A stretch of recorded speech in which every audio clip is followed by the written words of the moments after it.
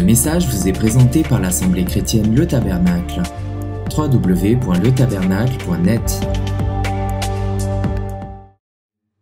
Le sujet que je voudrais partager avec vous en ce jour,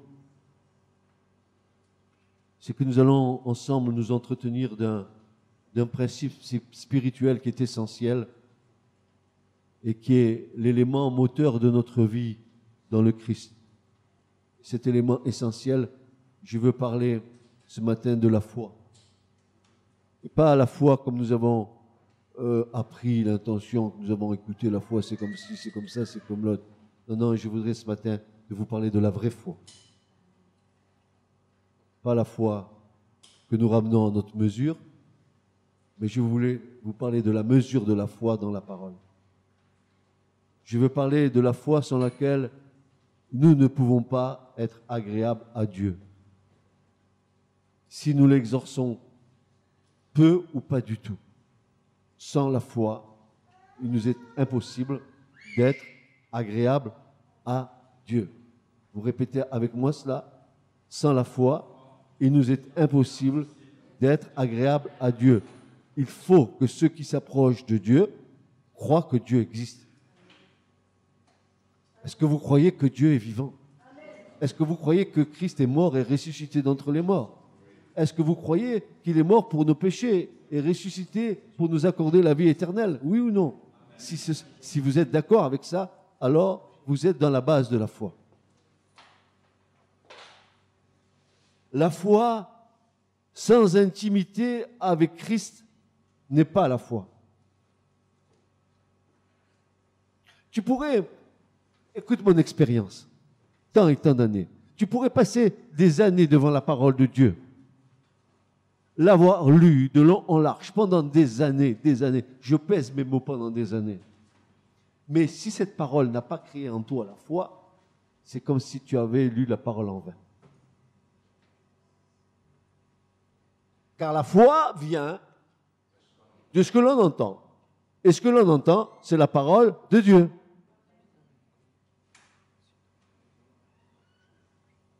La foi sans intimité avec Christ n'est pas la foi. L'intimité dont je parle est celle qui vient de celui ou de celle qui soupire après lui. C'est ça la foi. Tu soupires après Christ. Ton être entier soupire. Tu n'es peut-être pas arrivé là. Peut-être que tu es en train de balbutier dans la foi. Mais le but, la finalité, c'est que tu soupires après lui. Pas après les hommes. Laisse tomber les hommes, je t'en supplie, laisse tomber les hommes.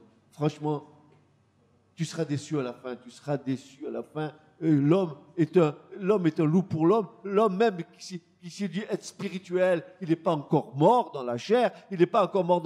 À un moment donné, il te sortira quelque chose qui va te blesser, qui va te vexer. Et tu verras, tu l'avais porté haut spirituellement. En fait, il est en marche comme toi pour être à l'image parfaite de Christ quand Christ le voudra. Ne paie pas ta foi dans les hommes. Mets ta foi dans le Seigneur. Regarde. L'intimité dont je parle est celle qui vient de celui ou de celle qui soupire après lui. Un lien tout à fait personnel, une communion, une relation unique. Tu es unique, tu as une relation unique avec Christ.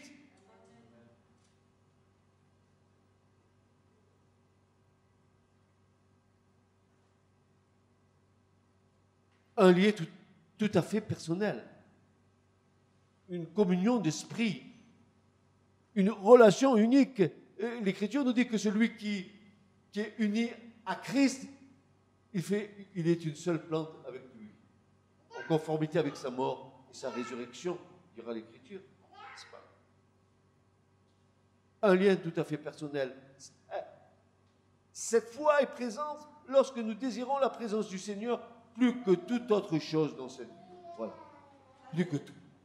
Plus que ton mari, plus que tes enfants, plus que tes amis, chrétiens ou pas chrétiens, plus que tout ça, c'est bien, mais ça ne vaut pas Christ. Je le dis honnêtement. Tout ça, ça ne vaut pas Christ. Ton pasteur, il ne vaut pas Christ. Tes frères et sœurs ne valent pas Christ. Seul Christ est digne de louange. Tu te trompes si tu mets ta foi dans les hommes. Même si tu mets ta foi en moi, tu te trompes lourdement, totalement. Et les yeux fixés sur Jésus, le chef et le consommateur de notre foi. C'est lui qui est l'objet de notre foi. C'est personne d'autre que lui. Alors maintenant, il est triste pour nous de constater ce que les gens pensent être, eux, dans la foi, ne l'est pas tout simplement. Il y en a qui pensent qu'ils sont dans la foi, ils ne le sont pas en réalité. En fait, Dieu rejettera beaucoup de ceux qui est appelé foi ou pratiqué au nom de la foi. Il ne pourra pas tout simplement l'accepter. Pourquoi? Parce que c'est une foi corrompue. Une foi corrompue, c'est une foi qui se mélange avec certains éléments. Paul dira, dans les Colossiens, il dira ceci, franchement, soyez remplis de la parole, parce qu'il n'y a que la parole qui peut nous éclairer. Paul nous dit, dans les Colossiens, il nous dit, ne soyez pas pris par les éléments du monde. Regardez Colossiens 2. Regardez Colossiens 2. Regardez. Frères et sœurs, ça vaut le coup de regarder l'Écriture. Il va dire ceci, prenez garde, chapitre 2, verset 8 de Colossiens. Il va nous mettre en garde, Paul. De qui? Prenez garde que personne ne fasse de vous sa proie par la philosophie et par de vaines déceptions selon l'enseignement des hommes. Mamma mia, c'est juste pile poil ce qu'il faut. Prenez garde. Prenez garde que personne ne fasse de vous sa proie. Par la philosophie, par sa soi-disant sagesse, sa soi-disant connaissance, parce que Philéo, Sophia, celui qui aime la sagesse, c'est celui qui aime avoir une intelligence dans laquelle il se flatte, une connaissance dans laquelle il se flatte.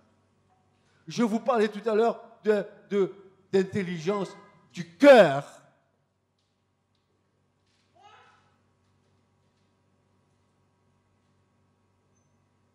Pour connaître le niveau de notre foi, pour connaître le niveau de votre foi, soyez attentifs à cette citation biblique.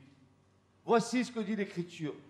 Mais, Hébreux 4, verset 2, mais la parole qu'ils entendirent ne leur servit de rien. Pourquoi? Parce qu'elle n'était pas mêlée avec de la foi dans ce qu'ils entendirent. Tu peux entendre la parole de Dieu, tu peux l'entendre du matin jusqu'au soir, mais s'il n'y a pas la foi dans ton cœur pour la réceptionner, ça te sert de rien. Rien de rien. Grandir dans la foi, c'est grandir dans la connaissance de la parole de Dieu. Plus tu grandis dans la parole, et plus ta foi grandit. Parce que l'Écriture nous déclare que la foi vient de ce que l'on entend, et ce que l'on entend, c'est la parole de Dieu.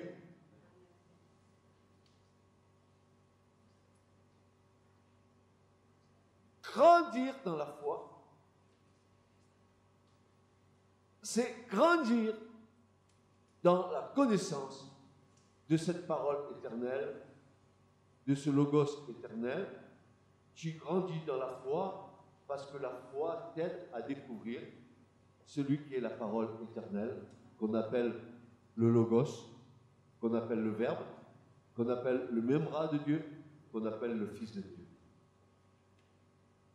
Je ne sais pas si vous comprenez ce que je suis en train de vous dire, mais voici ce qu'il dit là.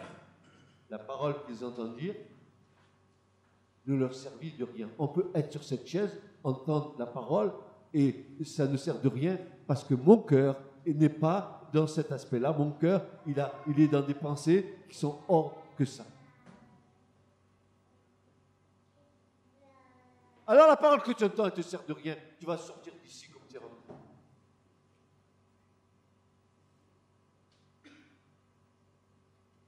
Parce que la parole que tu reçois, elle n'est pas mêlée avec de la foi, elle est mêlée avec tes pensées, elle est mêlée avec tes raisonnements, elle est mêlée avec tout. Et ça ne te sert absolument de nada, de rien du tout. Rien du tout. Et crois-moi, mon expérience, rien du tout. Tu sors comme un ressort, comme une sardine salée, tu sors comme tu es rentré. Parce que ton cœur n'est pas disposé. Alors voyons l'Écriture.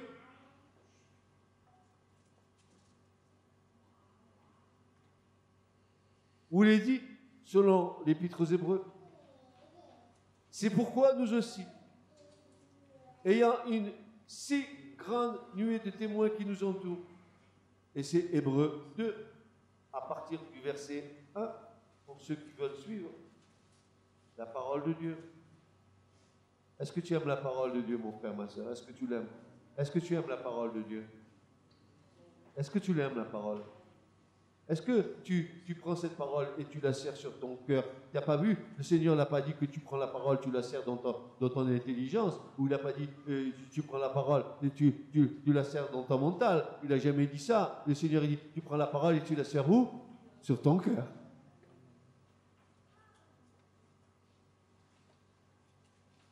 C'est pourquoi nous aussi, ayant une si grande nuée de témoins qui nous entourent, rejetant tout fardeau et le péché qui nous enveloppe si aisément. Ah bon?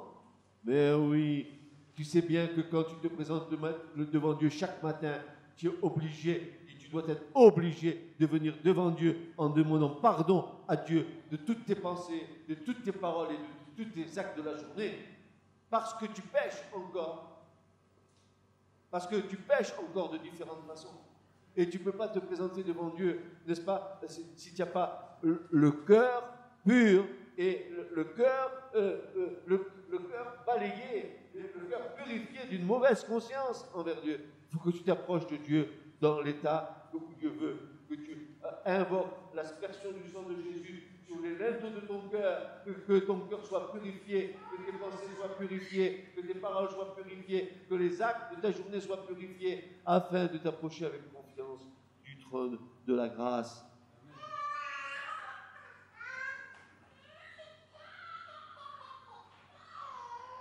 Alors nous continuons, fixant les yeux sur Jésus, et le voilà, le chef et le consommateur de notre foi. Qu'est-ce que ça veut dire? Qui pourrait me donner une explication à ça? Allez, tous ceux qui parcourent la Bible, tous ceux qui sont intelligents, dites-moi ce qu'il y a là-dedans. Montrez-moi votre intelligence spirituelle, s'il vous plaît. Dites-moi ce qu'il y a là-dedans. Dites-moi. Il y en a qui disent, mais moi, je connais. Quand tu crois connaître, tu ne connais rien, le Seigneur.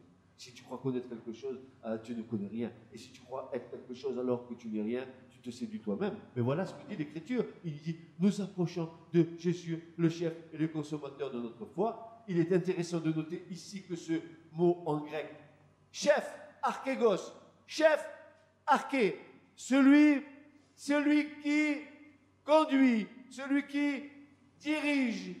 Oui, c'est lui qui te conduit, c'est lui qui te dirige. Le chef et le consommateur de ta foi. Oui, il te conduit, oui, il te dirige. Mais le Christ, non seulement est le chef de notre foi, mais il conduit à la gloire une multitude de frères ayant la foi dans sa personne. Amen. Voilà ce qu'il fait le Seigneur. C'est le chef et c'est lui qui te conduit. Dieu ne conduit pas ta vie. Christ conduit ta vie. Et tant que tu voudras conduire ta vie, de faire comme bon te semble, tu te trouveras devant des problèmes. Dieu va te résister. Je l'ai vécu. Vous le vivrez si vous êtes ainsi.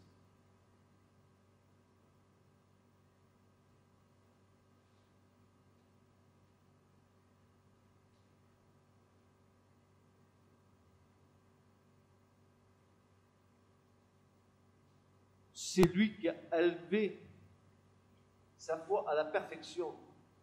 dans sa propre personne. Il est le consommateur de la foi, c'est-à-dire que c'est lui qui a élevé sa foi à la perfection dans sa propre personne et qui est ainsi, Jésus, le meilleur exemple de notre foi. Si tu dis que tu as la foi, il faut que ta vie soit exemplaire comme celle de Christ a été exemplaire. Tu écoutes ce que je te dis, sinon tu te trompes, tu te séduis toi-même. Il a été élevé à la perfection. Il est devenu le chef de notre foi afin que nous le suivions. Pas que je suive ce qui me semble bon. Suivre Jésus. Suivre Christ. Peut-être un jour, ça serait bien de prêcher là-dessus. Suivre Christ. Ça engage à quoi? Lequel, dit l'Écriture, à cause de la joie qui était devant lui, a enduré la croix, ayant méprisé la honte, et s'est assis à la droite du trône de Dieu. Car considérez celui qui a enduré une telle contradiction de la part des pécheurs contre lui-même. Écoute-moi bien, si tu vis dans cet état de foi-là, comme ce qui vient de nous être cité, alors tu seras toi-même un objet de contradiction, comme Jésus l'a été. Parce que comment les ténèbres peuvent-elles supporter la lumière?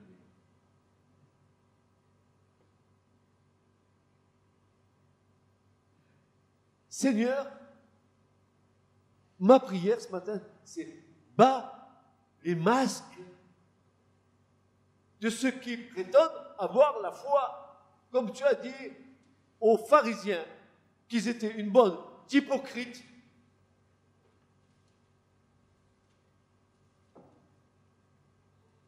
Parce qu'ils disaient aux gens de faire ce qu'eux disaient, et eux, ils ne le faisaient même pas. Ils mettaient des fardeaux sur les gens, et eux ne les portaient même pas. Ouais, il faut que tu fasses comme ça, mon frère, il faut que tu fasses comme ça, ma soeur, il faut que tu fasses, il faut que tu fasses, il faut que tu fasses, il faut que tu fasses. Surtout, fais-le, fais-le. Et toi, tu le fais. Et toi, le fais-tu?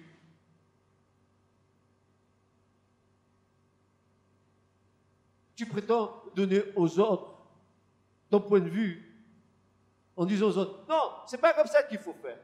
Ok, tu le dis. Maintenant, toi, tu te tournes et tu regardes si toi-même tu fais comme ça. Et si tu ne fais pas comme ça, tu es un menteur. Tu es un menteur.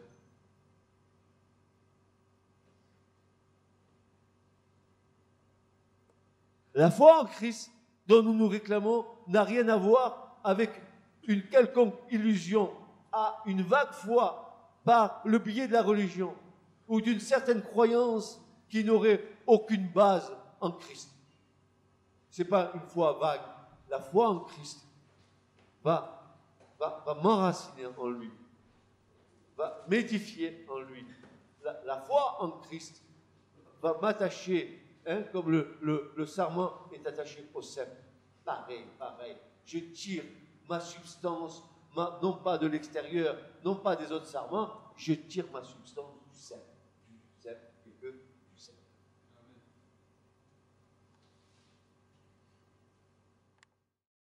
Nous devons admettre une fois pour toutes que nous étions incapables d'avoir la foi, c'est-à-dire de croire dans le Christ, tant que Dieu ne nous fit pas la grâce de la déposer en nous.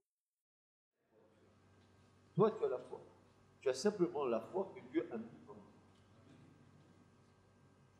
Ne prétends pas que tu aies la foi.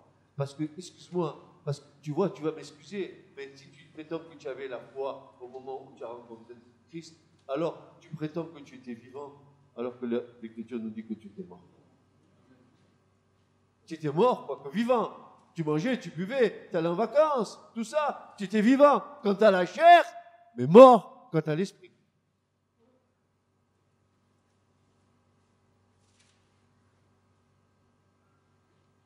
Tout don parfait vient du Père des Lumières. Et la foi fait partie de ces dons essentiels sans lesquels nous ne pourrions pas être agréables à Dieu. Et regardez bien ce que l'Écriture nous dit, car c'est par la grâce que vous êtes sauvés, par le moyen de la foi. Cela ne vient pas de vous. C'est un don de Dieu. Dieu a déposé en nous une mesure de foi. Et en écoutant sa parole et en y mettant notre cœur, notre foi qui a été déposée en nous va grandir. Elle va grandir et grandir et grandir. Si du moins, cette foi, nous la mettons en pratique. Ne vous contentez pas seulement d'écouter dire à Jésus, mais pratiquez les choses.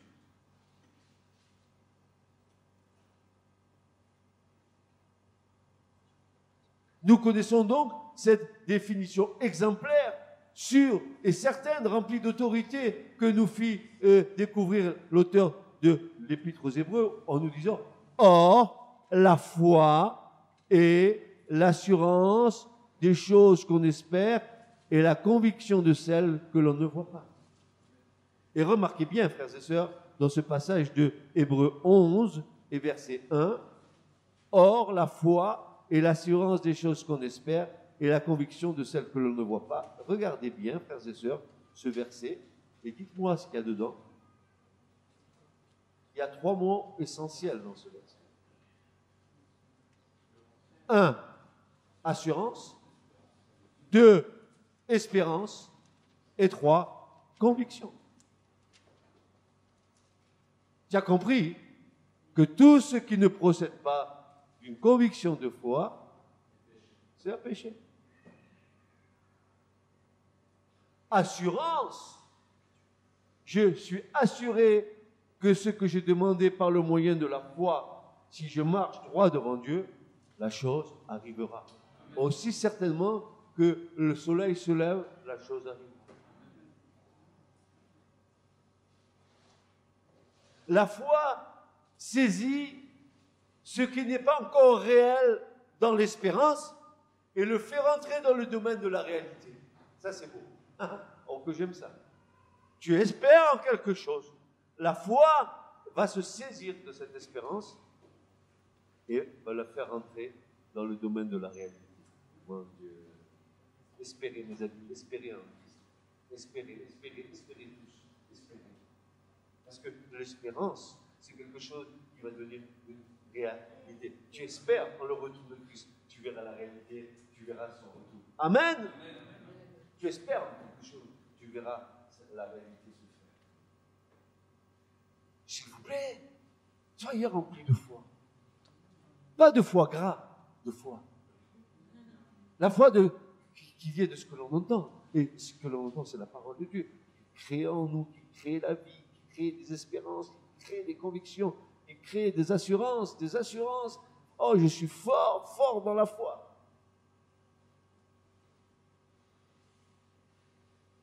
Car la foi en Dieu n'est autre que la foi en sa parole.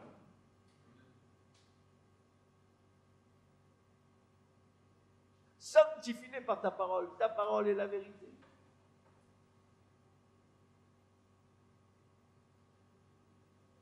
Et certaines versions nous disent la ferme assurance. La foi est la ferme assurance. Et le mot qui est là est très intéressant. C'est la foi, et c'est une constance dans l'esprit et dans le cœur. C'est une fermeté, c'est un courage et c'est une résolution. J'ai résolu. Et je suis, comme dirait Jacob, je ne te lâcherai pas jusqu'à ce que tu me bénisses.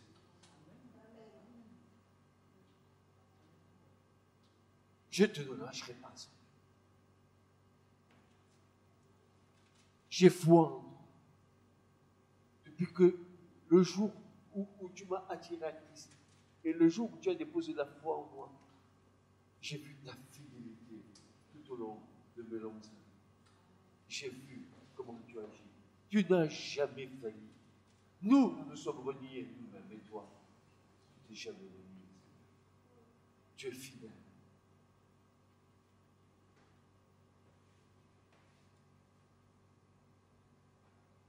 La constance de l'esprit, frères et sœurs, c'est cette attitude qui, au-delà de toutes nos incertitudes, reste dans la fermeté de l'espérance de celui en qui nous croyons et de sa réponse à notre besoin. Je répète, c'est trop beau. La constance de l'esprit, c'est cette attitude qui va au-delà de nos incertitudes. Restons fermes dans l'espérance de celui en qui nous croyons et dans sa réponse qu'il nous fera à notre besoin. Le courage est une autre notion de la foi.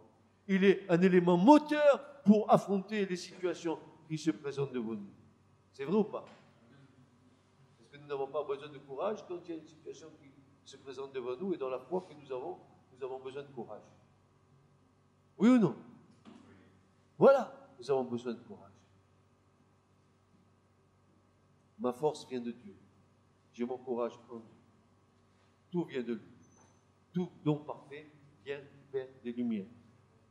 Et l'Épître aux Hébreux va nous dire, considérez, chapitre 12 et verset 3, considérez celui qui a enduré une telle contradiction de la part des pécheurs contre lui-même, afin que vous ne soyez pas las, étant découragés dans vos âmes.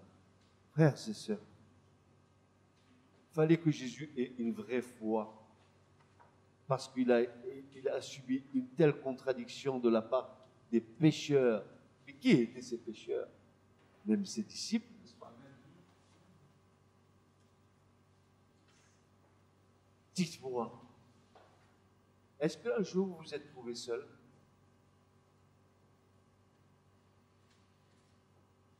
Sans aucun secours? Parce que tous les spirituels qui étaient autour de vous se sont tous cavalés. Pierre, toute la bande des disciples. Mais nous sommes des pierres, hein, nous aussi. Nous croyons que nous sommes forts. Attendez qu'il y ait une petite persécution, vous allez voir tous les postaux dans les connaissances, etc. Vous allez voir comment ils vont faire 3 pas en arrière. Je vous le dis, ça va arriver. Parce que Dieu va faire tomber les masques bientôt. Et j'attends ce moment avec tellement d'impatience. Abat les masques. Pourquoi? Parce que l'Écriture nous dit que nous devons croire avec un cœur vrai.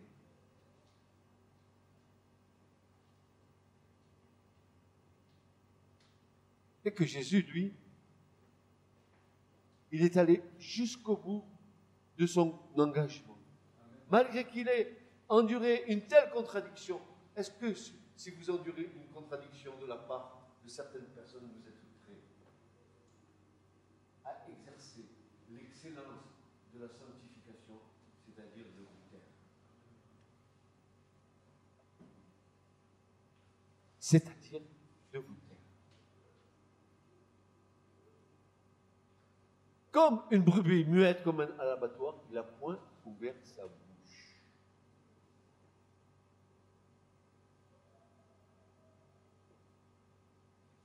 Et puis, David disait, oh Seigneur, je me connais, je sais de quelle nature je suis fait. S'il te plaît, mets-moi une muselière à ma bouche. Afin, non seulement que je ne parle pas, mais que je n'aboie pas non plus.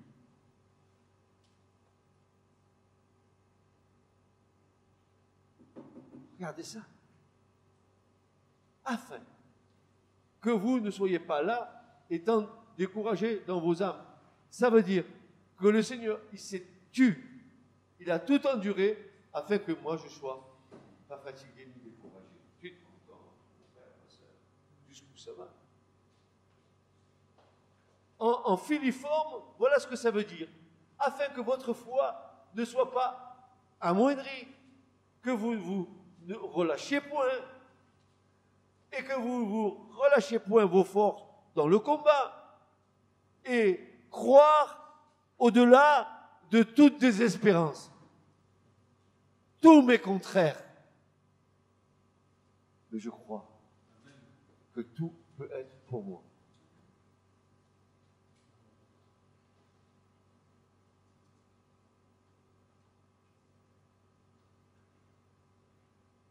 La foi ne se fie pas aux apparences. La foi est une ferme conviction des choses que nous ne voyons pas.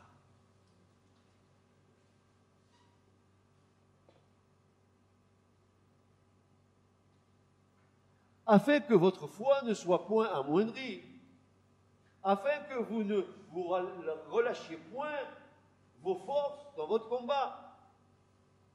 Jésus a enduré une telle contradiction pour que nous soyons dans cet état-là aujourd'hui. Quant à la résolution, c'est une prise de position irrévocable dans la foi au Christ ressuscité, exempt de toute influence extérieure et intérieure. La résolution ne doit pas être influencée par quoi que ce soit. C'est être inébranlable dans l'espérance que Christ est toujours avec nous dans les situations les plus difficiles et les plus inextricables. Heureusement d'ailleurs. Heureusement d'ailleurs.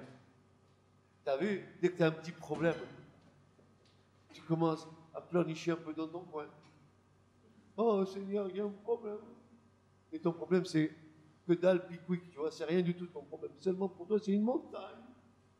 Parce que ta foi, elle est si petite que la montagne, elle est plus grande que ta foi. Et tu commences à pleurnicher sur toi-même. Mais dis donc, tu as vu jusqu'où Jésus est allé?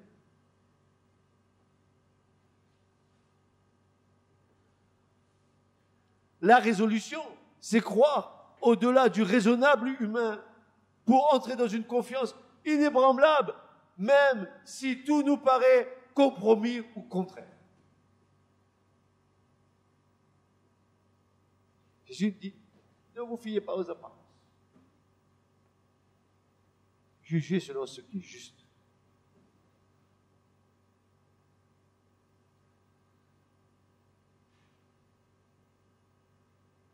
Laissez grandir dans la foi, c'est accepter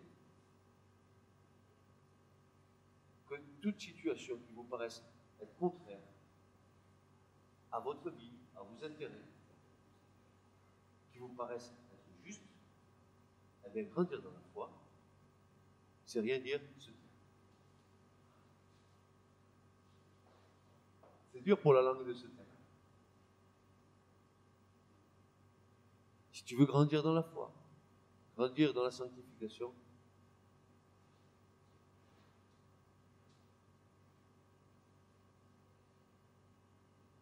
je ne t'ai pas dit de plus parler, hein, mais j'ai dit fais attention à la manière dont tu parles. Est-ce que vous savez que Paul dit aux Éphésiens que les oiseaux qui sont dans les cieux viennent, ils prennent nos paroles et ils les transportent pour les amener ailleurs. Vous savez bien qu'ils les amènent nos paroles. Quand on commence à dire du mal des uns et des autres, les oiseaux du ciel, ils viennent, ils prennent ces paroles, ils l'amènent à celui qui est dans les ténèbres. Et l'autre, il va dire, ah ouais, c'est bon, on va leur faire un petit traquenard, un petit guet-apens. C'est bien. Et comme nous, on est des mouriconnés, on ne voit pas plus loin que notre nez, bon, on tombe dans le panouche.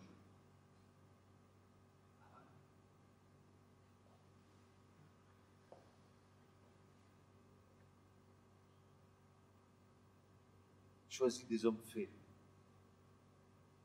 matures, intègres.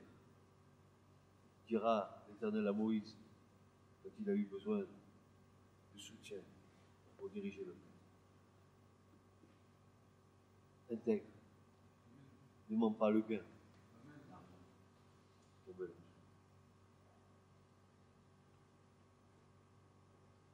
La résolution, c'est croire, au-delà du raisonnable humain. Ce qui me paraît raisonnable dans ma mentalité humaine, c'est pour entrer dans une confiance inébranlable, même si tout nous paraît compromis au contraire. Alors, regardez bien. Voilà comment est l'homme dont la foi est branlante. C'est Jacques qui nous dit ça. Jacques 1, versets 2 à 4. Mes frères, va-t-il dire, regardez comme un sujet de joie complet les diverses épreuves auxquelles vous pouvez être exposés. Mais Seigneur, encore des épreuves. Mais pourquoi des épreuves, Seigneur? Mais non, on ne pourrait pas avoir une petite vie peinarde avec toi, hein, dans un Éden tranquille, hein, sans combat. Mais moi, je t'avertis que tant que tu es sur la terre, tu vas avoir des combats. Parce que l'Écriture nous dit, et que Jésus l'a dit lui-même, qu'il nous faut rentrer dans le royaume par beaucoup de tribulations, beaucoup d'épreuves. Pourquoi des épreuves, Seigneur? Parce qu'il veut nous raboter. Parce que tu te crois beau et tu es moche. Tu te crois clean et tu n'es pas clean.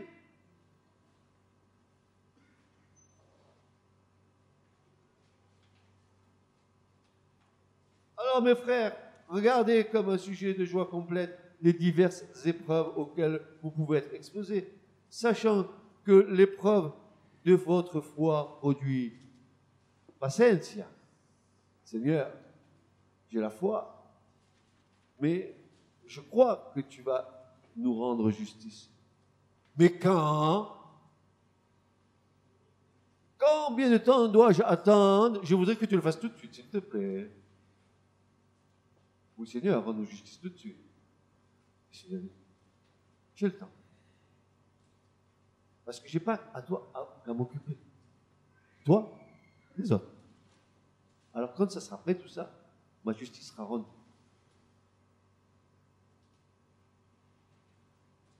Il dit ceci, sachant que l'épreuve de votre foi produit la patience, mais il faut que la patience accomplisse parfaitement son œuvre.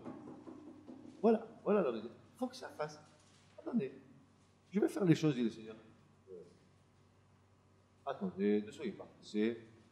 Comprenez que si je fais ça, vous n'êtes même pas prêt à faire ce que je vous demande de faire. Donc il faut encore que je vous travaille un peu, je vous malaxe à droite, je vous malaxe à gauche, je pétrisse un peu vos cœurs, que je encore vos défauts de caractère, pas seulement sur vous, mais aussi sur les autres. Il faut attendez, l'accomplissement de la conscience.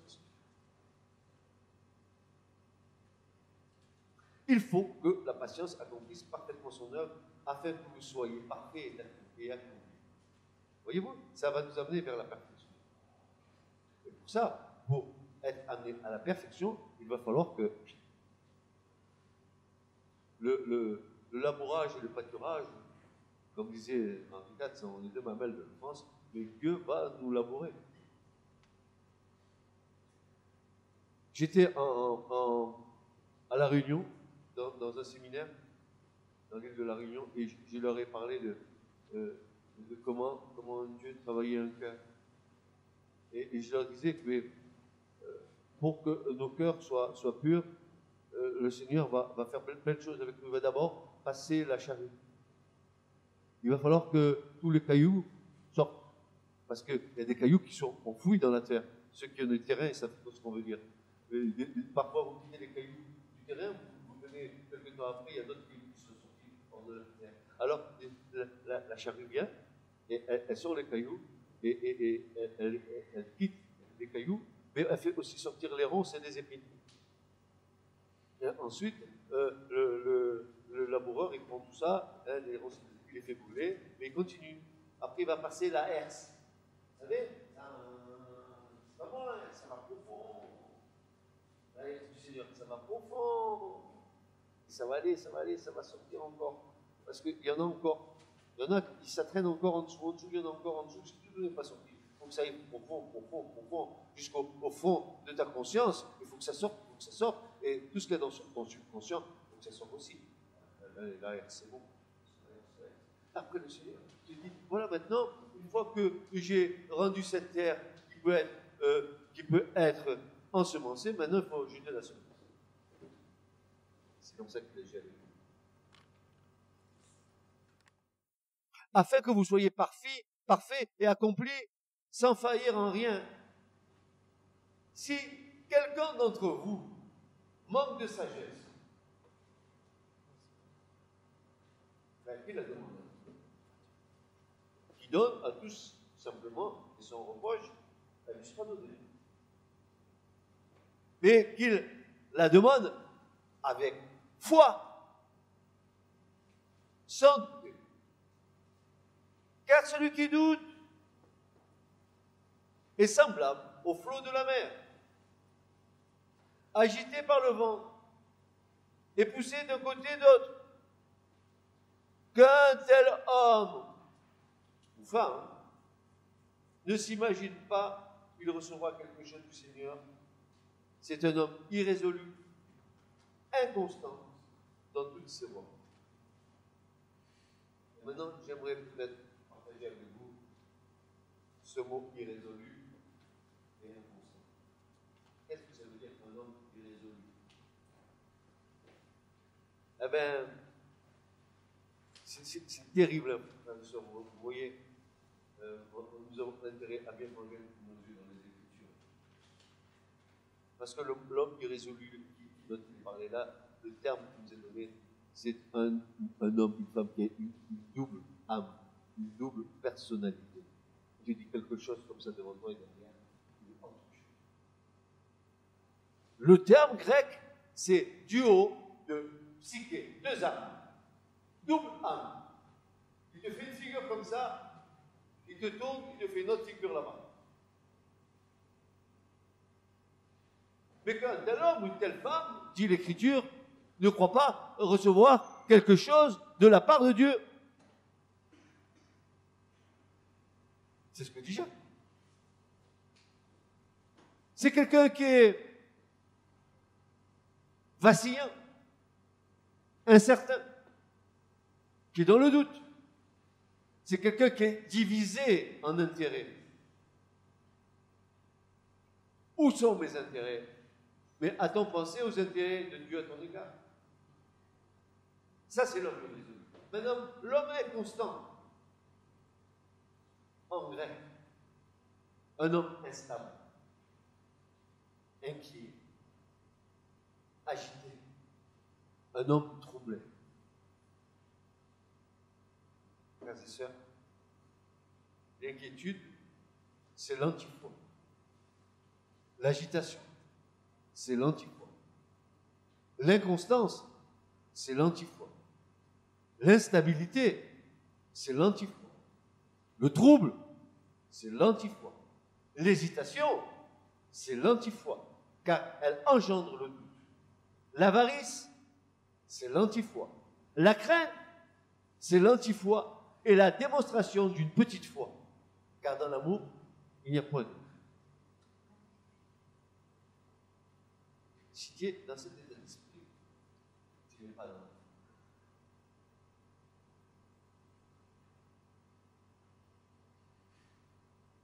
Alors, frères et sœurs, il faut bien que maintenant nous comprenions ce qu'est la vraie foi. Et vous allez voir comment l'Écriture va démonter le système que nous avons fait dans nos esprits de ce qu'est la véritable foi. Alors, écoutons. L'évangile de Marc va nous relater une histoire où Jésus et ses disciples sont dans un bateau. Vous la connaissez, ça?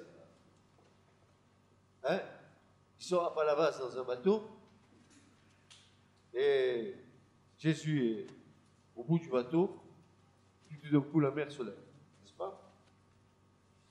Malmené par une mer déchaînée. Et dans le passage qui suit, Christ vient tout juste de calmer les flots d'un simple commandement, puis il se tourne vers les disciples et demande: comment n'avez-vous point de foi? Ça semble dur, ça. Pourquoi il leur dit qu'ils n'ont pas de foi? Ça voudrait dire qu'ils auraient dû faire comme Jésus a fait. Peut-être pensez-vous que ces paroles sont dures. Ce n'était que naturel d'avoir peur dans de telles circonstances. Mais Jésus ne le reprenait pas pour cette raison. Il leur disait plutôt: après tout ce temps passé avec moi, vous ne savez pas toujours qui je suis.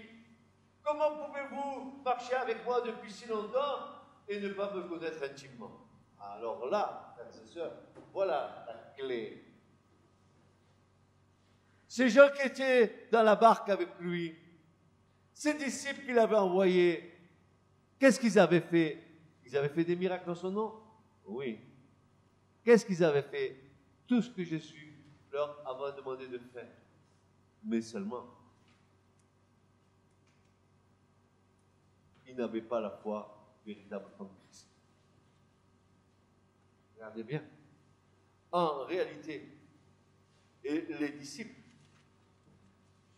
étaient étonnés du merveilleux miracle que Jésus venait de faire. Les Écritures nous disent, ils furent saisis d'une grande frayeur, et ils se dirent les uns aux autres, quel est donc celui-ci à qui obéissent même le vent et la mer?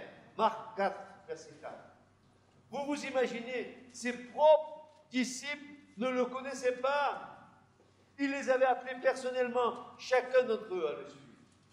Ils avaient apporté un ministère, ces disciples, à des multitudes de gens. Ils avaient fait des miracles de guérison. Et ils avaient nourri des foules entières, des gens affamés. Cependant, ils étaient cependant encore ignorants de qui était réellement leur maître.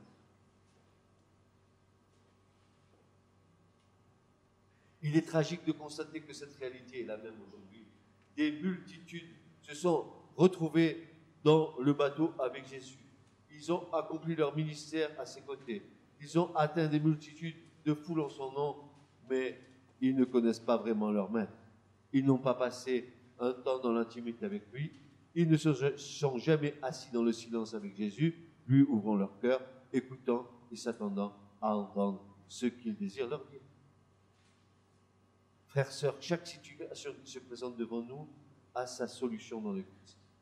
Faire confiance au Seigneur dans nos incertitudes est le degré le plus haut de la foi. Croire au-delà des circonstances qui nous paraissent défavorables ou des circonstances qui nous laissent dans l'expectative est une prise de position contre notre propre moi, prompte à nous plonger dans le doute au travers de mes multitudes de pensées charnelles.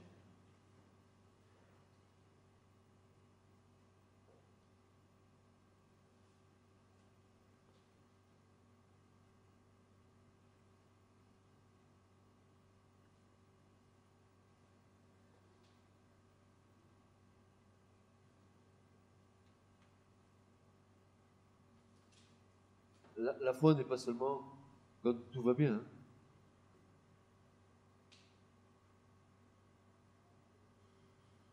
Nous avons besoin de la foi, la véritable foi au moment où il y a l'épreuve.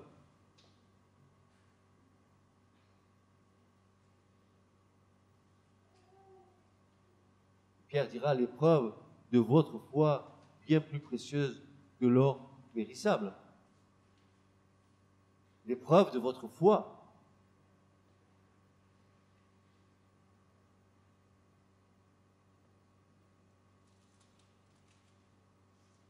Et cette promesse, sans appel, que l'Écriture nous déclare, sans ambiguïté, mais mon Dieu suppléera. Philippiens 4, 19. Mon Dieu suppléera. Et vous savez ce que ça veut dire, le verbe suppléer là? Encore une fois, encore. Il faut avoir une bonne vision de l'Écriture. Le verbe qui est là. En fait, on pourrait traduire comme ça, mon Dieu remplira votre coupe jusqu'au bord. Il abondera en libéralité envers vous. Il complétera ce qui vous manque.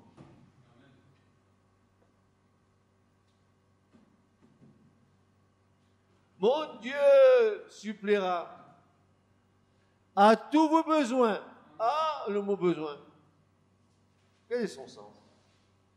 En fait, Paul me dit, mon Dieu suppléera à tout votre nécessaire. Il n'a pas dit, mon Dieu vous suppléera dans toutes les choses que vous voulez en plus, mais dans votre nécessaire. Selon ses richesses en gloire par le Christ Jésus. Jésus nous déclare de ne pas être en souci pour nos vies, de ce que nous mangerons et de ce que nous boirons, ni pour notre corps, de quoi nous serons vêtus. La vie n'est-elle pas plus que la nourriture et le corps plus que les vêtements, dira Jésus. Notre présent et notre avenir lui appartiennent.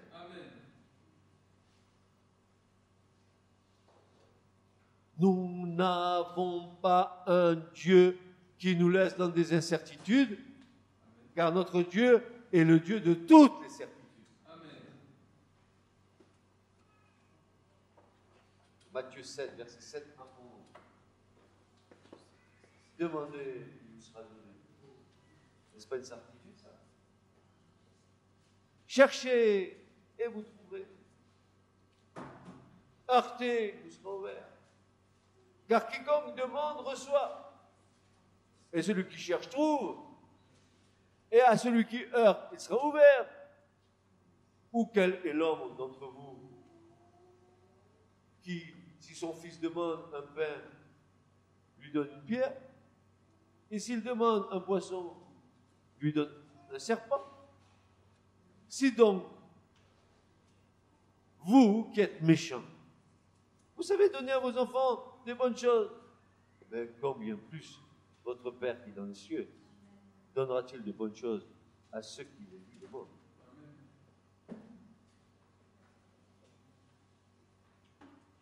Ensuite, le prophète royal. Vous savez qui est le prophète royal? Ésaïe 41, verset 10. Ne crains point, car je suis avec toi. Ne sois pas inquiet, car moi je suis ton Dieu. Je te fortifierai. Oui, je t'aiderai. Oui, je te soutiendrai par la droite de ma justice. Ésaïe 41, 10. Et Jésus de nous rassurer en nous affirmant de ne pas être en souci du lendemain. Et le mot souci qui est là encore. Jésus nous dit, n'est-ce pas, de ne pas être dans l'anxiété, de ne pas être dans l'inquiétude, de ne pas être dans les angoisses, de ne pas être dans les peurs, de ne pas être dans le désarroi, de ne pas être dans l'égarement pour le lendemain. Car mon Dieu, dans sa grâce, pourvoira à tous vos besoins. Matthieu 6, verset 34. C'est-à-dire que nous ne soyons pas inquiets, que nous ne soyons pas troublés par les soucis de la vie, que nous ne cherchions pas à promouvoir nos propres intérêts.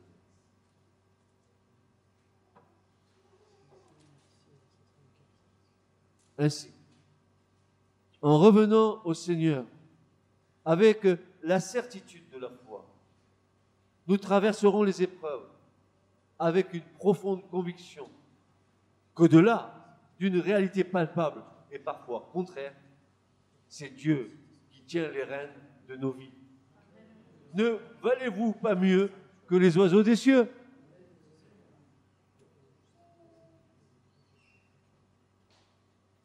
Et l'apôtre Pierre, pour terminer, va nous déclarer dans 2 Pierre 1, 5, il va nous dire ceci. Ajoutez à votre foi la vertu. En amont de cette exhortation, juste avant, il va nous dire ceci. Faites tous vos efforts. Et ce mot qui est employé là n'est pas anodin. Il signifie faites avec empressement, avec hâte, avec sérieux, avec gravité, avec diligence. Faites tous vos efforts. Et à cela, ajoutez. Quoi? La foi. Il n'y a pas de promesse pour celui ou celle qui recule. Ajoutez. Pas reculer. Ajoutez. Il n'y a pas de promesse pour celui ou celle qui recule. L'apôtre vise ici, dans son témoignage, à stimuler les croyants afin qu'ils progressent dans la grâce et dans la sainteté. S'ils font profession de vivre selon la vérité et de connaître le trésor de la foi, s'ils ont même été rendus participants de la nature divine, mais s'ils s'arrêtent là, ils perdent la grâce qu'ils ont reçue. Ajoutez. Quoi? Quoi? Dis-moi, mon frère, ma soeur, qu'est-ce que tu faut que tu ajoutes à ta foi? Quoi?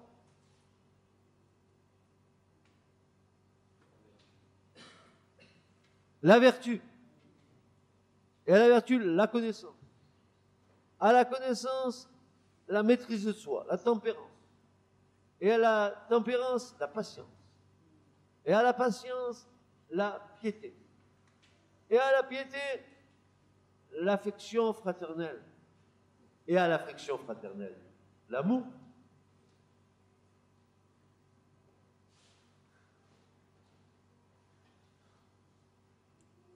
L'amour. Car si ces choses sont en vous et abondent, elles font que vous ne serez point ni oisifs ni stériles pour ceux qui regardent la connaissance de notre Seigneur Jésus-Christ. Car celui en qui ces choses ne se trouvent pas, qu'est-ce qui ne se trouve pas? La foi, la patience, l'affection fraternelle, l'amour, la vertu, la connaissance. Oui, car à celui en qui ces choses ne se trouvent pas est à quoi? Achum? Non, aveugle. Aveugle. Complètement ciego en espagnol. Aveugle. Il se trompe, il s'illusionne sur lui-même. Il se trompe. Et ne voit pas loin. Eh bien, c'est bien ce que je dis. Il ne voit pas loin. Il ne va pas plus loin que le bout de son nez. C'est un tel égocentrisme et tellement centré sur soi-même qu'il n'a aucune vision de ce qu'est la vraie foi. Et ne voit pas de loin, ayant oublié la purification de ses péchés d'autrefois. C'est pourquoi, frères, étudiez-vous d'autant plus à affermir votre vocation et votre élection, car en faisant ces choses, vous ne faillirez jamais, car ainsi l'entrée dans le royaume éternel de notre Seigneur et Sauveur Jésus-Christ vous sera richement donnée. Si nous marchons dans ses traces, alors nous grandirons dans la foi réelle. Cette foi qui nous fera marcher en lui, enracinés et édifiés en lui, affermis en lui, selon qui nous a été enseigné, abondant en elle, dans cette foi, avec des actions de grâce. Amen. Ce message vous a été présenté par l'Assemblée chrétienne Le Tabernacle. www.letabernacle.net